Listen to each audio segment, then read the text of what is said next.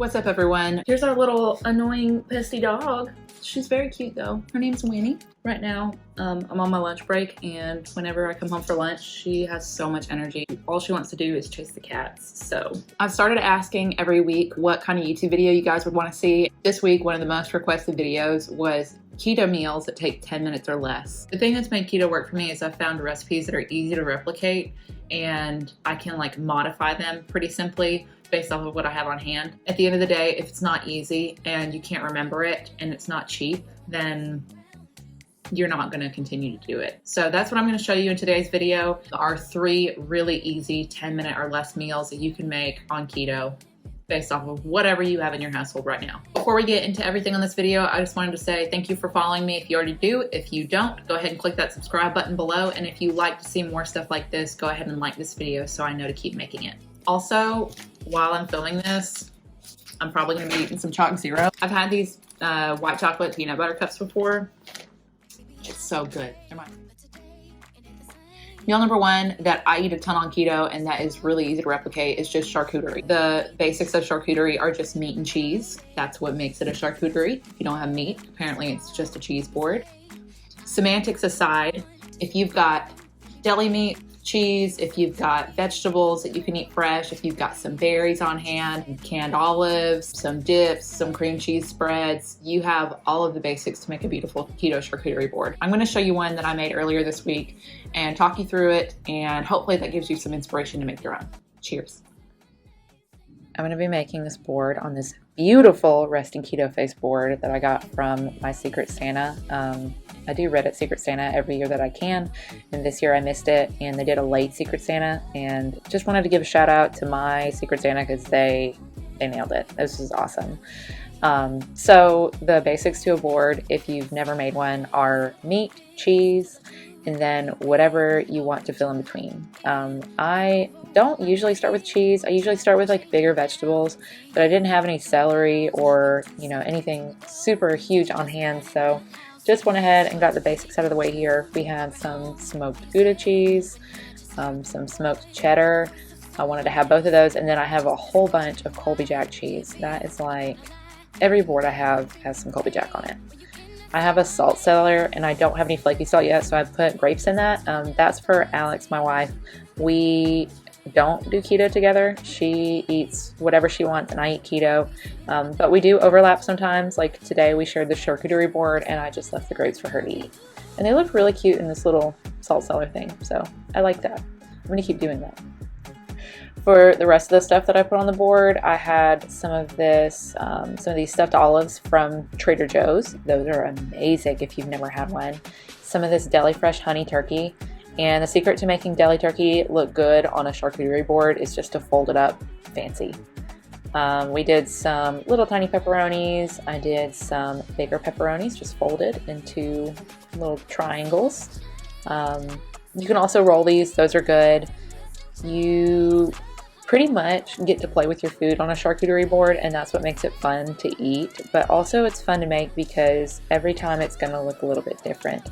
And I don't ever shop with a certain board in mind, even though, that probably would help you for different themed events, but it's like one of those meals that I have on hand where I can clean out my cheese drawer, I can clean out my veggie drawer, and put everything on a board, and we can go ahead and eat it in one night.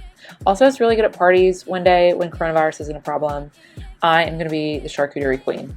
I'm saying it now. I'm manifesting it. These mini sweet peppers are really good on a board with some ranch or with some other kind of like sour cream related dip. I cut them up into tiny strips because I wanted to eat them with pepperoni and with the deli meat this time, but you can cut them out however you want. We had some leftover soppressata, so I cut a few pieces for me on here. And yeah, that's pretty much it. I have a build. I'm building beautiful charcuterie boards. If anybody wants to see that, I'll link that in the description below, and I'll put a card up here so you can go to it.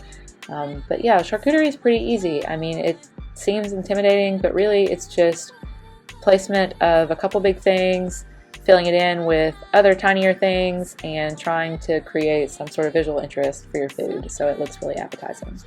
Oh yeah, I threw some strawberries on here too for like a little dessert thing. Also, if you've never had these Powerful Bites, they're amazing. Shockingly amazing. They're like little fat bombs you can buy in the yogurt section at Walmart.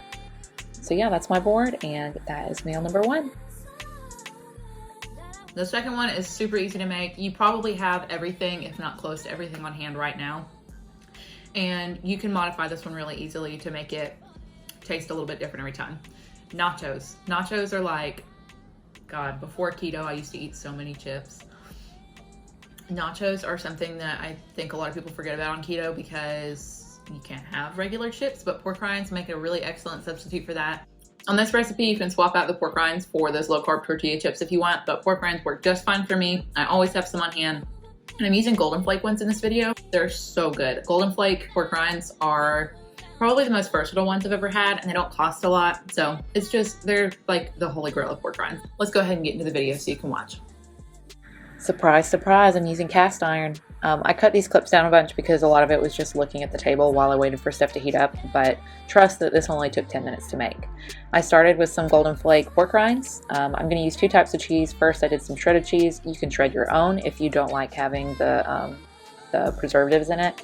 And then I melted some of that Mexican quesadilla cheese. I used some leftover carnitas that I made in the crock pot the other day. You can use chicken, you can use bacon, you can use whatever meat you have on hand. That's totally up to you. This is another great way to clear out your fridge if you just need help doing that.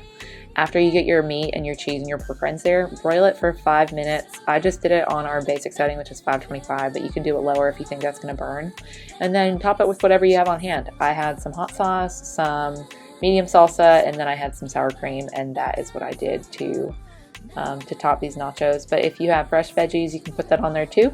Whatever stays within your macros, and whatever you have on hand is perfectly fine. You don't have to go out and buy anything special for it. You can also use different kinds of chips if you don't want to use pork rinds. There are a couple lower carb options, but these pork rinds are just my favorite, and they hold up pretty well. But you know, like with anything nacho related, eventually it does get soggy, so I usually serve this with a spoon. That way you can scoop all of the filling onto each of the pork rinds and have a delicious bite all in one. Side note, that Yellowbird Serrano sauce is so good, and I'm almost out. I need to go buy some more. And there are your nachos. 0 to 10 minutes. You've got a delicious treat that you can make at lunchtime, at dinner time, whenever you want. Have it with a friend, have it by yourself. It's amazing. You got to try it. The third thing that usually takes me 10 minutes or less to cook that is like keto staple for me is breakfast items. Breakfast for everybody looks really different. Some people like waffles and pancakes, those bready things, but other people just like eggs and bacon. I like to make breakfast sandwiches a whole bunch, and they only take me about 10 minutes. So for the bread, you can do a chaffle, or you can do like shola bread, or you can even do a low carb tortilla. And then I always do like a fried egg, sausage, or ham, or turkey, or bacon, and then something sweet to go on there is always good. So I throw a little Chalk Zero syrup on the top. It's amazing. So let's get into that video, and I'll show you what I made for dinner one night this week. Go. All right, so we're making breakfast, and for today, I'm just gonna make a scramble because that is like the most low effort. I start with an oiled pan on high heat, cut up some vegetables that I had in the drawer. We're just gonna do a couple onion rings and a couple of those mini sweet peppers in it today. Seriously, we have mini sweet peppers in the drawer at all times. They're so good for any meal. I don't mind the seeds being in my peppers, so I'm just cutting those up and putting them on a plate. But if you don't like seeds, make sure you clean those out. And then I went ahead and browned some ham that I have left over in the freezer with the onions and the peppers, and then whisked some eggs with some heavy cream. That's pretty much going to be it for the omelet, aside from the seasoning. So once these start to brown, I will season them up. Today I did garlic powder, paprika, salt, pepper, and then I let those seasonings brown just a little bit on the burner. You don't have to do that. I just find that it develops the flavor just a teeny bit. Also note that if you are going to salt stuff, make sure you salt the veggies and the meat first, because you want to wait to salt the eggs until the very end so they don't get dry and release all that moisture. I threw some extra butter in here just to make sure that there was going to be some sort of non-stick related thing before the eggs went down, and I added just a little bit of vegetable canola spray just to make sure. Put the eggs on there and make sure I give them a minute to cook down, otherwise they coat the vegetables in a way that I don't like. In the background here, I was reheating some Mardi Gras wings from Publix. Side note, those are amazing. If you ever have a Publix near you and you want to try those, highly recommend it. Okay, so for the scramble, just chop it up, and I like to add a little bit of cheese to my scrambles, but you don't have to do that if you don't want to. Another good thing that you can do with a scramble is you can serve it in a low-carb tortilla if this isn't going to be, enough food for you. You can add another egg or remove another egg. This is like one of the most versatile meals, and for all you people out there that are going to hate on eggs, please don't, because a lot of people starting keto don't know what's okay and what's not. And I've found that the scramble and the omelet is always there, it's always delicious, and it's perfect for keto. All right, well, that was 3 things that are like keto staples. They make keto so much easier for me. I hope that helped you too. Keep it easy, keep it simple, and keep it keto. Before you go, don't forget to like this video and subscribe to my channel, and let me know in the comments what stuff you like to make that takes 10 minutes or less. I always love getting new ideas, and you guys are the most creative. Thanks for watching, and I'll see you next time. Bye.